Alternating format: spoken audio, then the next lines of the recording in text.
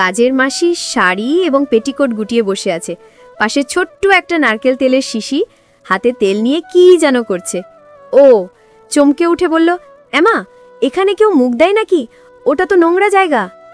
সেদিন আমার সাথে যা হলো তা কোনো দিন ভুলব না। আমার নাম পুলক, একটা কোম্পানিতে ম্যানেজারের দায়িত্বে আছি। বাড়িতে আমি আর আমার ছেলে থাকি, আর একজন থাকে, তবে সে আমার বাড়ির কাজের মাসি, বন্দনাদি। তার প্রায় 50 বছর বয়স। তার 2 ছেলে, দুজনেরই বিয়ে হয়ে গেছে। আমি বন্দনাদির চেয়ে বয়সে অনেক ছোট, প্রায় তার ছেলেরই বয়সী, তাই সে আমার নাম ধরে পুলক বলেই ডাকে। ওকে দেখলেই আমার কেমন একটা অনুভূতি হয়। বন্দনাদিকে দেখে মনেই হতো না ওর ইতো বয়স। মোটামুটি স্বাস্থ্যবান, না মোটা না রোগা, শুধু চুলে একটু পাক ধরা ছাড়া বয়সের কোনো লক্ষণই বন্দনাদির ছিল না। গাছের কাঁঠাল বেশ বড়, এরকম সুস্বাদু কাঁঠাল যে কারো খেতে মনে চায়। বন্দনাদি যখন উবু হয়ে বসে ঘর মুছত, তখন তার দিকে তাকিয়ে থাকতে আমার খুব ভালো লাগতো। বাসন মাজার সময় প্রায়শই বন্দনাদির শাড়ির আঁচলটা অগোছালো হয়ে যেত। কাজের কারণে সেদিকে তার কোনো খেয়াল নেই। অভাবের সংসারে যেখানে নুন আনতে পান্তা ভরায়, বন্দনাদির পক্ষে দামি ব্লাউজ, শাড়ি, পেটিকোট আরও অন্যান্য পোশাক পরার বিলাসিতা কখনোই সম্ভব ছিল না। তাই পুরনো জামাকাপড় বছরের পর বছর চালিয়ে যায়। খেয়াল করতাম কোনো শাড়ির আঁচলের সুতো উঠে গেছে, নয়তো কয়েক জায়গায় ছিঁড়ে গেছে। কিছু কাপড়ের হুক 2-1টা নষ্ট হতো, নয়তো টাইট হতো। তার প্রতি সবসময় একটা টান অনুভব করতাম। শুনেছিলাম বন্দনাদির প্রায় 55 বছর বয়স। বয়সের ভারের কারণে তার দ্বারা কিছুই হয় না, যে কারণে বন্দনাদির চোখে মুখে মাঝে মধ্যেই বিরক্তির ছাপ বোঝা যায়। একদিন লক্ষ্য করলাম বন্দনাদি দরজা ভেজিয়ে ঘর মুছছে। মনে একটু কৌতূহল হলো, তাই আমি দরজার আড়াল থেকে ভিতরের দৃশ্য দেখতে লাগলাম। আমার মাথা ঘুরে গেল। দেখি বন্দনাদি শাড়ি এবং পেটিকোট গুটিয়ে বসে আছে। পাশে ছোট্ট একটা নারকেল তেলের শিশি, হাতে তেল নিয়ে কি যেন করছে। ওহ, চমকে উঠে বলল, এমা, এখানে কেউ মুখ দেয় নাকি? ওটা তো নোংরা জায়গা। কয়েকদিনের মধ্যে আমি আবার লক্ষ্য করলাম বন্দনাদি ফ্রিজ থেকে কিছু বের করার সময় একটা শশা মাটিতে পড়ে গেছে, যেটা কেউ লক্ষ্য করেনি। বন্দনাদি সেটা তুলে শাড়ির আঁচলে লুকিয়ে রাখল। আমি ভাবলাম ওর খিদে পেতে থাকতে পারে, তাই কাজের শেষে শশাটা খাবে। কিছুক্ষণ বাদে বন্দনাদি ঘর মুছতে গেল আর দরজাটা ভেজিয়ে দিল। আমি আবার দরজার ফাঁক দিয়ে ভিতরে উঁকি মারলাম। ভিতরের দৃশ্য দেখে আমি সত্যি সত্যি চমকে উঠলাম। আমি দেখলাম আজও বন্দনাদি আগের মতো বসে আছে, হাতে সেই শশা ধরে রেখেছে। অদ্ভুত কাজকর্ম দেখে আমার অবস্থা খারাপ হয়ে গেল। মিনিট 10 বাদে হঠাৎ বন্দনাদি ফ্লোর খামচে ধরে স্থির হয়ে রইল। আমি কোনোভাবে ওইখান থেকে পালিয়ে বাথরুমে চলে গেলাম। কিছুক্ষণ বাদে আমিও ফ্রেশ হয়ে বেরোলাম। এই ঘটনার পর থেকে আমার মনের মধ্যে বন্দনাদিকে নিয়ে নানান চিন্তা ঘুরপাক খেতে থাকে। কিছু বুঝে উঠতে পারছিলাম না কিভাবে কি করব। কিন্তু ওর সাথে আমার বয়সের ব্যবধান এতটাই ছিল যে আমি ওকে এই প্রস্তাব দেবার সাহস পাচ্ছিলাম না। একদিন সাহস করে বন্দনাদিকে বললাম, বন্দনাদি, সিনেমা দেখতে যাবে? শুধু তুমি আর আমি সিনেমা দেখব। বন্দনাদি বলল, হ্যাঁ যাব। তুমি নিয়ে যাবে? কাজের চাপে কতদিন সিনেমা দেখিনি। কবে যাবে বলো? আমি বললাম, আগামীকাল আমার বাড়িতে লোক থাকবে না, তাই কালই যাব। আমি বাড়ি থেকে বেশ কিছু দূরে একটা সিনেমা হলে চলতে থাকা একটা হিন্দি সিনেমার টিকিট কেটে রাখলাম। পরের দিন বন্দনাদি একটু সেজে গুজেই এলো। আমি সেদিন ওকে আমার বাড়ির কাজ করতে বারণ করলাম এবং ওকে তখনই বেরিয়ে পড়লাম। সিনেমা হলে ফাঁকা জায়গা দেখে দুজনে পাশাপাশি বসলাম। সিনেমা শুরু হলো। তখন হল অন্ধকার হয়ে গেল। একটু ক্ষুধা অনুভব করায় 2টো ডায়েব ধরলাম খাবার জন্য, কিন্তু খুব একটা প্রতিবাদ করল না। আমার সাহস বেড়ে গেল। বন্দনাদি বলল, পুলক, কি করছো বলো তো? কেউ দেখলে কি ভাববে? আমি বললাম, কেউ দেখতে পাবে না গো, তাছাড়া তোমারও তো ভালো লাগছে। বন্দনাদি কৃত্রিম রাগ দেখিয়ে বলল, ভালো লাগলে সে কাজটা করতে হবে নাকি? জানো আমি বয়সে তোমার চেয়ে কত বড়? তুমি আমার ছেলের মতো, তাছাড়া এটা ঠিক না। আমি বললাম, বন্দনাদি, এসব কোনো ব্যাপার না, সবকিছু বয়স দেখে হয় না। আমি জানি তোমার অনেক ইচ্ছা, আকাঙ্ক্ষা, শখ আছে, আর আমারও ইচ্ছে আছে। বন্দনাদি আর কিছু বলল না। আমি আমার ব্যাগে একটা শশা নিয়ে গেছিলাম। আমি ব্যাগ থেকে শশাটা বের করলাম। বন্দনাদি বলল, এটা কি আমায় খাওয়ানোর জন্য নিয়ে এসেছো? আমি মুচকি হেসে বললাম, না গো, ঠিক খাওয়ানোর জন্য নয়, আমি এটা এনেছি অন্য কারণে, একটু পরেই বুঝতে পারবে। বন্দনাদি বলল, তার মানে তুমি কি বলতে চাইছো? আমি বললাম, একদিন তুমি আমাদের বাড়িতে ঘর মুছতে গিয়ে শশা দিয়ে যে কাজটা করেছিলে সেটা আমি লুকিয়ে লুকিয়ে দেখেছিলাম। বন্দনাদি আমার কথা শুনে একটু লজ্জা পেল। কিছুক্ষণ পর মৌনতা ভেঙে বলল, হ্যাঁ ঠিকই দেখেছ। কি করব, আমার বরের 55 বছর বয়স হয়ে গেছে, এখন আর আগের মতো কোনো কিছুই পারে না, আমার কষ্ট কেউ বোঝে না। আমি বললাম, বন্দনাদি একটা কথা বলবো, রাগ করবে না তো? তুমি আমাকে একটা সুযোগ দাও, আমার কাছে জাদুর লাঠি আছে, তুমি জাদুর লাঠিটা ব্যবহার করে দেখো, দেখবে তোমার মন ভরে যাবে, তোমার খুব মজা লাগবে। বন্দনাদি বলল, না না, তোমার বউ জানতে পারলে আমায় খুন করে দেবে। আমি জবাব দিলাম, আমি ওকে কিছুই জানতে বা বুঝতে দেব না, যা হবে সব কিছুই চুপি চুপি। বন্দনাদি আর কিছুই বলল না। আমি এবার আশীর্বাদ করলাম। কিছুক্ষণ যেতেই কেমনভাবে যেন কেঁপে উঠল বন্দনাদি।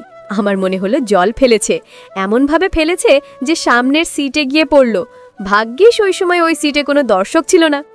দীর্ঘশ্বাস ছেড়ে বলল, এভাবে আশীর্বাদ করতে নেই, তুমি পরের বার জাদুর লাঠি দিয়ে আশীর্বাদ করবে কিন্তু। আমি বললাম, সুযোগ পেলে আগামীকালই করব। পরের দিন বন্দনাদি আমাদের বাড়িতে ঠিক সময় কাজে এলো। সৌভাগ্যক্রমে ওই সময় আমার বাড়িতে কেউ ছিল না। আমি বন্দনাদিকে আমার রুমে নিয়ে গিয়ে আমার পাশে বসিয়ে নিলাম। বন্দনাদি বলল, পুলক, এতক্ষণ বসে বসে ভাবছিলে নাকি কখন বন্দনা আসবে আর কখন তুমি আশীর্বাদ করবে? জাদুর লাঠি তো দেখছি কেমন যেন হয়ে আছে। আমি বললাম, ঠিকই বলেছ। এই বলে আশীর্বাদ করতে শুরু করলাম। বন্দনাদি চমকে উঠে বলল, এ মা, এখানে কেউ মুখ দেয় নাকি? ওটা তো নোংরা জায়গা। আমি বললাম, বন্দনাদি, তোমায় একটা নতুন অভিজ্ঞতা করাচ্ছি, তোমার খুব ভালো লাগবে। 30 মিনিটের মতো এভাবেই কেটে গেল। আমি বন্দনাদিকে বললাম, জানো, তুমি যখন আমার সামনে ঘর মুছতে, আমি তখন তোমার দিকে একভাবে তাকিয়ে থাকি, সারা দিন তোমার কথাই কল্পনা করি। আজ দিয়ে আমার সেই ইচ্ছে পূরণ হয়ে গেল। বন্দনাদি আদর করে মুচকি হেসে বলল, উফ, এই ছেলেটা ভারী দুষ্টু হয়েছে রে ভাই, তুমি তো দেখছি পাগল হয়ে যাচ্ছ। আমি বারণ করলেও তুমি আমার কথা শুনবে না আমি জানি, নাও যা ইচ্ছে তাই করো। এভাবে আরও ঘণ্টাব্যাপী পর বন্দনাদি ফ্রেশ হতে গেল। কিছুক্ষণ পর এসে আমাকে দেখে বলল, কি গো, তুমি ফ্রেশ হবে না? যাও ফ্রেশ হয়ে এসো, আমি বিছানার চাদরটা পাল্টে দিচ্ছি, নাও উঠে পড়ো। এরপর আমি উঠে বাথরুমে চলে গেলাম। ঘরে ঢুকে দেখি বন্দনাদির নতুন চাদর বিছিয়ে দিয়ে পেটিকোট পরেই আমার ঘরের কাজকর্ম করছে। আজকের পর থেকে তাকে আর কোনোদিন ফ্রিজ থেকে শশা বা বেগুন নিতে দেখিনি। তার যখন দরকার হতো আমাকে সবকিছু জানাতো। একদিন বন্দনাদির ভাই হঠাৎ খুব অসুস্থ হয়ে পড়ল। যেহেতু তাকে দেখাশোনা করার কেউ নেই, তাই সে বন্দনাদিকে তার বাড়িতে থাকার জন্য অনুরোধ করল। বন্দনাদি ভাইকে খুবই ভালোবাসত, তাই বাধ্য হয়ে 1 মাসের জন্য তার বাড়ি গিয়ে থাকতে রাজি হলো। এই খবর বন্দনাদি যখন আমায় জানালো, আমি তখনই বললাম, বন্দনাদি, তাহলে আমার বাড়ির কাজের কি হবে গো? তাছাড়া এতদিন ধরে আমার একা থাকা সম্ভব না, তোমাকে ছাড়া আমি এক মুহূর্ত ভালো থাকতে পারি না। বন্দনাদি হেসে বলল, তোমার বাড়ির কাজের জন্য চিন্তা করতে হবে না, আমার বড় ছেলের বউ সুজাতা আমার পরিবারতে তোমাদের বাড়ির কাজ করে দেবে। সুজাতা খুবই ছেলে মানুষ, তার মাত্র 26 বছর বয়স এবং সে খুবই সরল আর লাজুক প্রকৃতির। সুজাতা সত্যিই খুব লাজুক, আমার দিকে না তাকিয়ে নিচের দিকে একভাবে তাকিয়ে আছে। বন্দনাদি আমার সাথে আলাপ করিয়ে দেওয়ার জন্য বলল, সুজাতা, এই হলো পুলকদা, বয়সে তোমার চেয়ে সামান্য বড়, প্রায় তোমার বরেরই মতো, সেই জন্য আমি ওকে পুলক বলেই ডাকি। পুলক খুব ভালো লোক, আমায় খুবই ভালোবাসে এবং আমার কোনো প্রয়োজনে সাহায্য করার আপ্রাণ চেষ্টা করে। তুমি এখানে মন দিয়ে কাজ করো, পুলক তোমায় সব রকম সাহায্য করবে। বন্দনাদির কথায় আমার মনে হলো সেজন্য অপ্রত্যাশিতভাবে সুজাতাকে আমার কাছে আসার জন্য ইশারা করলো। জানি না কিভাবে এই যুবতী বউটাকে রাজি করাবো। বন্দনাদি সুজাতাকে বাড়ির সব কাজ বুঝিয়ে দিতে লাগলো। সুজাতা ঝাড়ু নিয়ে ঘরের সামনের দিকে হয়ে পরিষ্কার করতে আরম্ভ করলো। আমি ওর কাজ করা দেখছি। বন্দনাদি পিছন থেকে আমায় ইশারায় জিজ্ঞাসা করলো, সুজাতাকে আমার কেমন লাগছে? আমিও ইশারায় বললাম, খুবই সুন্দর, এবং সুজাতাকে রাজি করার জন্য আমি সব রকম চেষ্টাই করব। পরের দিন বন্দনাদি ভাইয়ের বাড়ি চলে গেল এবং সুজাতা একলাই কাজ করতে এলো। সেদিন যেন সুজাতাকে আমার একটু কম লাজুক মনে হলো। আগের দিনের মতো সুজাতা শাড়ির আঁচল নিয়ে চেয়ারের উপর বসে বিষণ্ণ মনে বসেছিল। সুজাতাকে আমি জিজ্ঞেস করলাম, কি গো, বন্দনাদি আসবে না? সুজাতা জবাব দিল, হ্যাঁ আসবে না, তিনি 1 মাস পরে আসবেন। আমি জিজ্ঞেস করলাম, সেই জন্য কি তুমি অসুখী আর দুঃখী হয়ে আছো? সুজাতা জবাব দিল, হ্যাঁ তুমি ঠিকই বলেছ, আমার শ্বশুর আর শাশুড়ি মা খুব ভালো, আমি তাদেরকে খুব মনে করি। সুজাতার উত্তরে আমি নিশ্চিন্ত হয়ে গেলাম এবং সুজাতাতে ভালোবাসা দেওয়ার জোরদার চেষ্টা করলাম। গুছিয়ে রাখেনি, কেমন যেন একটা অগোছালো ভাব আছে, যার ফলে কাজ করতে করতে শাড়ির আঁচল অনেকবার পড়ে যাচ্ছিল। বিষয়টা দেখে অস্বস্তিতে পড়ে গেলাম। ঘরের কাজ করার মাঝে সুজাতার সাথে বেশ কয়েকবার আমার চোখাচোখি হলো, কিন্তু সুজাতা কোনোবারই আমার দিক থেকে চোখ সরিয়ে নিল না। আমি গাছের জাম্বুরার দিকে তাকাচ্ছি বুঝতে পেরেও সুজাতা কিছু মনে করল না। মনে মনে ভাবলাম, তাহলে কি বন্দনাদি সুজাতাকে কিছু বুঝিয়ে দিয়ে গেছে? বিষয়টা বোঝার জন্য হোঁচটকে পড়ে যাবার ভান করে গাছের জাম্বুরায় ধাক্কা দিলাম। বিষয়টা লক্ষ্য করে সুজাতা লাজুক মুখে বলল, এ কি দাদা, আপনি এই রকম কেন করছেন? আমি তো আপনার প্রায় সমবয়সী। আপনার এই রকম করায় আমি খুব লজ্জা পাচ্ছি। তাছাড়া আমার খুব ভয় করছে। আমার শাশুড়িমা জানতে পারলে আমায় মেরেই ফেলবে। প্লিজ এসব করবেন না। আমি মুচকি হেসে বললাম, সুজাতা, তুমি তো নিজেই বললে আমি তোমার সমবয়সী। ভেবে দেখো, আমি তোমার স্বামীরই বয়সী। স্বামীকে যখন লজ্জা পাও না, তখন আমাকেই বা লজ্জা পাচ্ছ কেন? তাছাড়া বন্দনাদিকে ভয় পাবার তোমার কোনো কারণ নেই। আমার আর বন্দনাদির মধ্যে ভালো বন্ধুত্ব হয়েছে। সুজাতা চমকে উঠল, কি বলছেন আপনি? আপনি তো শাশুড়িমার ছেলের বয়সী। এই বয়সে শাশুড়িমা আপনার সাথে? না না, এটা হতেই পারে না। আমি বললাম, সুজাতা, তুমি বিশ্বাস করো, আমি বন্দনাদির খুব কাছের একজন মানুষ। তার সাথে সিনেমা হলে গিয়েছি, অনেক আনন্দ করেছি। এমনকি তার সম্মতিতেই সবকিছু হয়েছে। সুজাতা চেঁচিয়ে উঠল, একদম বাজে কথা। শাশুড়িমা আপনার সাথে কখনোই সম্ভব নয়। তাছাড়া আমার শ্বশুর মশাই এখনো যথেষ্ট ক্ষমতাবান। তাকে ছেড়ে আপনার সাথে কিভাবে রইল? না, আমি কিছুতেই মানতে পারছি না। সুজাতা কোনোভাবেই মানতে চাইছিল না, তাই আমি কিছু প্রমাণ দিলাম, যেমন কোথায় জন্মদাগ আছে, কোথায় তিল আছে, ছোট ছোট চুল কোঁকড়ানো ইত্যাদি। বন্ধুরা, ইউটিউবের কঠোর নিয়মের কারণে আরও কিছু বিষয় সরাসরি বলা যাচ্ছে না। তোমরা কমেন্টে দেওয়া লিঙ্ক থেকে আমার ওয়েবসাইট ভিজিট করো। সেখানে একদম খোলামেলা গল্প দেওয়া আছে, যেগুলো ইউটিউবে পাওয়া যায় না। সুজাতাকে সবকিছুর প্রমাণ দেওয়ার পর স্তম্ভিত হয়ে বলল, সত্যি তো, সব ঠিক বলছেন, কিন্তু আপনি এত কিছু কি করে জানলেন? তাহলে সত্যি কি শাশুড়িমা এবং আপনার মাঝে? তা না হলে তো এত বিশদ বিবরণ আপনি দিতেই পারতেন না। সেজন্যই কি বেশ কিছুদিন শাশুড়িমাকে বেশি উৎফুল্ল দেখছি। ইস, আমি তো ভাবতেই পারছি না। আমি সুজাতার হাত ধরে বললাম, দেখো সুজাতা, তুমি খুব ভালো করে বুঝতে পারছো, আমার এবং বন্দনাদির মাঝে গভীর সম্পর্ক না থাকলে আমি এত কিছু কখনোই বলতে পারতাম না। 50 বছরের মহিলার সাথে বন্ধুত্ব করতে পেরেছি, এখন তোমার মতো আমার সমবয়সী যুবতী মেয়ের সাথে বন্ধুত্ব করলে আমার ভালো লাগবে? সুজাতা খুব লজ্জিত হয়ে শাড়ির আঁচলে মুখ লুকিয়ে বলল, ইস পুলকদা, আপনি খুবই অসভ্য। কি সব কথা বলছেন? আপনি শাশুড়ি মার সাথেও কি এইভাবে কথা বলেছেন? আমি হেসে বললাম, আরে এসব কোনো ব্যাপার না, তোমাকে আস্তে ধীরে সব বুঝিয়ে বলবো। আমার মনে হলো সুজাতার লজ্জা বেশ খানিকটা কমেছে।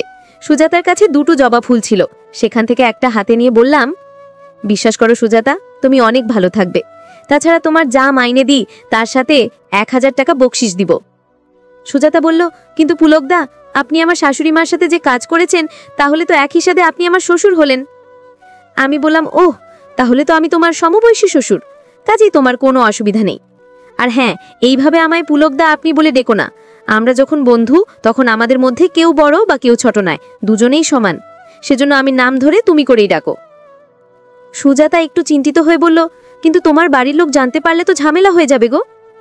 আমি বললাম, কোনো ঝামেলা হবে না। তুমি যখন কাজে আসছো, তখন আমার বউ আমার ছেলেকে স্কুলে দিতে যায়। সেখান থেকে ফিরতে ফিরতে 1 ঘন্টার বেশি সময় লেগে যায়। তাই ওই সময় আমরা গেম খেললে কেউই টের পাবে না। বন্দনাদিকেও আমি এই সময় গেম খেলার জন্য ডাকতাম। আমার কথায় সুজাতা রাজি হয়ে গেল। তাছাড়া 1000 টাকা বকশিসের কথা শুনে কেউ না করতে পারবে না। আমি বললাম, আগে গাছের জাম্বুরা খেয়ে নি। লক্ষ্য করলাম ও একটু লজ্জা পাচ্ছে। কি হয়েছে জানতে চাওয়ায় সুজাতা বলল, আজ প্রথমবার কারো সাথে বন্ধুত্ব করছি, তাই কেমন যেন লাগছে। আজ এই পর্যন্তই থাক, আগামীকাল থেকে আগানো যাবে। আমি বললাম, না বাবু, আমরা যখন এগিয়েই পড়েছি, তখন আজ আর আগামীকালে কি তফাৎ? আমরা যত তাড়াতাড়ি গেম খেলতে পারবো ততই বেশি আনন্দ হবে। আর কথা না বাড়িয়ে আমরা গেম খেলতে শুরু করলাম। ঘরের মধ্যে ঘণ্টা ব্যাপী শুধু আনন্দ ও হই হুল্লোড়ের শব্দ হচ্ছিল। কিছুক্ষণ পর বললাম, এতক্ষণ গেম খেলে তোমার নিশ্চয়ই জল পিপাসা পেয়েছে। সুজাতা বলল, হ্যাঁ হ্যাঁ, দাও। ওর কথা শুনে আমি 1 গ্লাস জল দিলাম। সুজাতা তৃপ্তি করে জল খেয়ে নিল। আমি বললাম, দুপুর 10টা বাজতে চলেছে, তোমার বৌদি এক্ষুনি চলে আসবে। তুমি তাড়াতাড়ি ঘর গুছিয়ে নাও, আমি ততক্ষণে ফ্রেশ হয়ে আসি, বলে বাথরুমে চলে গেলাম। এদিকে সুজাতা তড়িঘড়ি করে সব গুছিয়ে নিল। আমি একটু পর বাথরুম থেকে বেরিয়ে এলাম। সুজাতা শাড়ি ব্লাউজ পরার পর মুচকি হেসে আমায় জিজ্ঞেস করলো, পুলকদা, এবার তাহলে আমি ঘরের কাজ আরম্ভ করি? বৌদি মনে হয় এক্ষুনি চলে আসবে। ওর সামনে তো পুলকদা আপনি করেই কথা বলতে হবে, তাই অভ্যেস করছি। আর শুনুন, আগামীকাল সকালে আবার গেম খেলবেন কিন্তু, আমার খুব ভালো লাগছে। আমি বললাম, ও মা, তাই নাকি? এবার বুঝতে পারছো তো বন্দনাদি কেন আমার সাথে বন্ধুত্ব করেছে? শাশুড়ি ও বৌমার একরকম পছন্দ। পরের দিনও আমি আর সুজাতা অনেক আনন্দ করেছি। প্রায় 1.5 মাস বাদে বন্দনাদি আমাদের বাড়ির কাজে যোগ দিয়েছিল। এই 1.5 মাসে কত কি হয়েছে তা বলে বোঝানো যাবে না। এখন যেহেতু বন্দনাদি চলে এসেছে, তাই সুজাতাকে বিদায় দিতে হলো। তবে মাঝে মাঝে যখন আমার বউ বাড়ির পাড়ে যায়, সেদিন বন্দনাদি আর সুজাতা দুজনকেই আমার বাড়িতে আসতে বলি। বেশ ভালোই দিন কাটতে লাগলো।